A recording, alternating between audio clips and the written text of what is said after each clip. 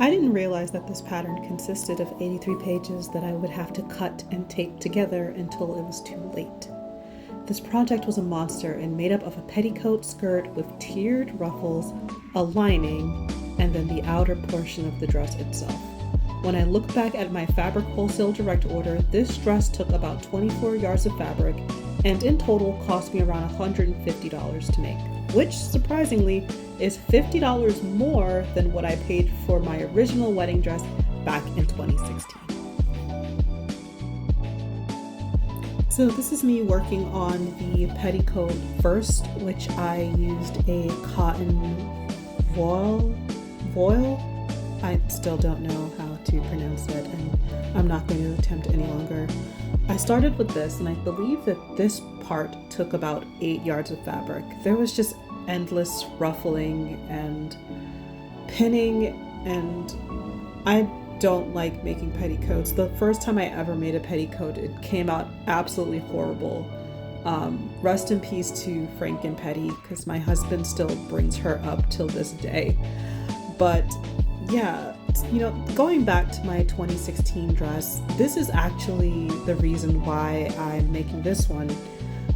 I decided for this anniversary, which is anniversary number 10, that I wanted to challenge myself to make something that I would feel absolutely spectacular in. My original wedding dress didn't fit me 100%, although it did the job, but I always dreamed about what it would be like to wear something that truly made me feel like a princess and something that I was very intentional about wearing. As you can see, once again, just endless ruffling and gathering. So to break up this boring portion of the video, did you know that the tradition of gifting tin or aluminum for the milestone of the 10-year wedding anniversary is the reason I picked silver fabric for this dress? The tradition of why these materials are given is quite interesting. Apparently, these materials, like silver, tin, and aluminum, represent the ideal marriage, one that is strong, flexible, and resistant to rust and corrosion. Although I'm not so sure about who specifically came up with that, because aluminum bends, silver tarnishes, and tin does indeed rust. And if you've ever listened to the song Love Shack, you would know this. Anywho, this dress took me about a month to make, and I found myself holding my breath the entire time.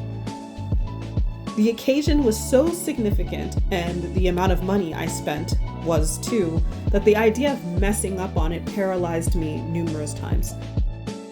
Like, I could have passed out in my basement at any time while working on this, and no one would have found me. During the entire time that I worked on this dress, my husband never saw a thing, and I credit that to our new home blessing me with a large basement where I can keep my surprises like this hidden.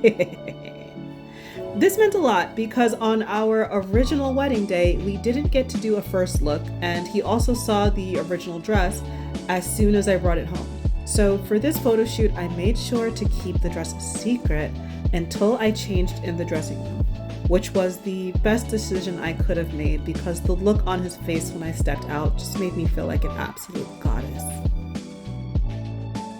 So here I am working on the lining, which was about another 8 yards of fabric. I told myself that I would take a long break after making this dress, and that ended up being a very big lie because I immediately jumped into making my outfit for my anniversary party. Which, speaking of the party, I'm very excited to be having it because on my original wedding day back in 2016, my parents nor my siblings were with me. We had a huge falling out back in 2015, the year before the wedding, and it just caused a huge rift where on my big day, I was surrounded by my chosen friends and family, and we had a great time. I can talk freely about it now though because I've healed from it, and so have my parents, which is why the party for this year will be hosted in their backyard. Now, I have heard that it can be in bad taste to talk about your wedding day regrets, but I have free will, and oversharing is what I am going to do with it. The sleeves of this pattern was the main attraction for me. They reminded me so much of Mia Goth's final dress in the movie Frankenstein, which if you haven't seen that movie yet, please do. I have lost sleep over thoughts of that dress, and so this pattern was my way of scratching that creative itch. To add a touch of bridal romance, I made some lace using my embroidery machine and did some free hand stitching to attach it. I have never done this before, but I have to say that I can definitely see some more lacy projects in my future.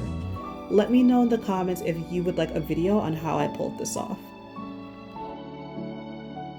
Nearing the end of constructing this dress, I felt like a weight was being lifted, a real heavy one. This is probably one of the most intense mood sewing patterns that they currently offer, for free, mind you. And you know what? I would like for them to expand their selection of bridal patterns. This dress is a stunner, and the effort I put into it was leading up to an amazing photo shoot with my friend Sophie of Jade Rabbit Studios. She is so talented and came up with this kooky idea of shooting underneath my veil, which happened to work so amazingly. Please enjoy some of the photos she took, and I'll see you in my next video. Bye.